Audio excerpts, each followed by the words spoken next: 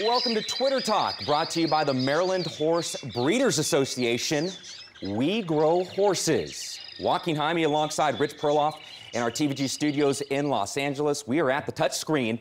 There's a lot going on right now. American Pharoah has won 2/3 of the Triple Crown with the Preakness Stakes, and we go to the Twitter Talk.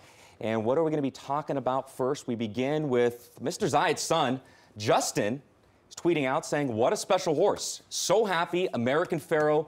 You're incredible. 2 down, 1 to go." He does a great job. He does. He does a great job. Keeps everybody involved. Yeah, and you know, apart from, I'm sure, the very hard work that he does managing the racing operation, he's front and center, and he's very media savvy and media friendly. We appreciate it. All right, who's that? I want to go to the second one and get back to Victor Espinoza, because there was an absolute downpour and a deluge of rain. Bill Nye, the science guy. I want to get to Victor Espinoza right here. Look at that. That is him pouring water out of his boot. Oh, I thought he was drinking champagne out of that thing. No. The rain came down during the post-parade in the Preakness Stakes. It turned the track from fast to sloppy in a matter of, what, 5 minutes or so?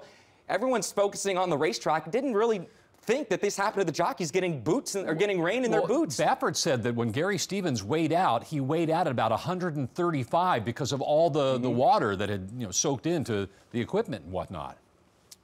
All right, next one, Janine Edwards. Speaking on the subject of water there. I borrowed that. Yes. There you go. 135 pounds. He was scheduled to carry 126 pounds. 135 is what Victor Espinoza weighed in out. Justin Zeid once again saying, I guess most importantly here, he spoke to Bob. American Pharoah came out of his race in super shape. I guess he came out pretty good. Well, when you only have 140 characters to work with, you got to limit your number of supers. All right, let's continue on and see what else we have in here. Do you remember Bill Nye, the science guy? Well, remember, he never went away. American Pharoah won the Preakness. His average speed, I don't know about this kilometers stuff, but his average speed was 34.8 miles per hour. So you know what that tells me?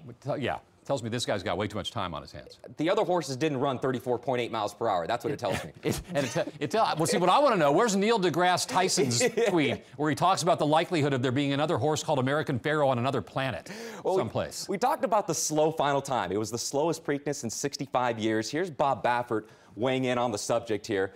The final time, 158.46. That track was like, the time didn't matter. That was survival to go through that stuff. It really was. Yeah. It is an absolute bog. They all ran on the same track. Yeah. How did only one horse benefit from that track? He survived the best.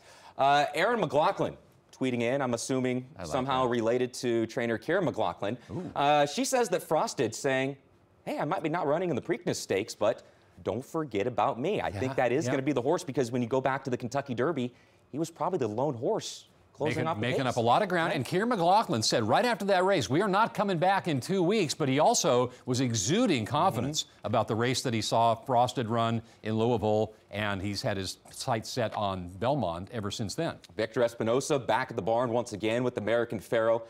This is Darren Rogers from the media department at Churchill Downs saying the Tex Sutton charter flight, which they've now named Air Horse One, took them a long time to come up with that one. American Pharoah will return to Churchill Downs Monday around noon, and he's going to be doing his training at Churchill Downs. Now that's interesting, because I sort of assumed that he'd come all the way back to home base, but no. I thought he might just go to Belmont and just gallop and get to know the surface over at Belmont. That's not the case, where American Pharoah is going to go to Churchill Downs. Bob Baffert, very happy with the way things have gone with him over at Churchill Downs, and then he'll ship into Belmont Park on Wednesday of Belmont Week. There's Mr. Zeid and Governor Christie. I tell you what, man, it's good to be governor. You get to hang out with Jerry Jones in the luxury boxes at Cowboy games, and now you get to be a VIP at the Preakness. How do I get that job? Is he losing weight? I think he's losing weight. He took all the jokes from Jimmy Fallon, and we'll end with this one. This guy. Who's this guy right here? Todd Schrupp from my leftover pictures at the Preakness Stakes, the only person raving. That's Todd.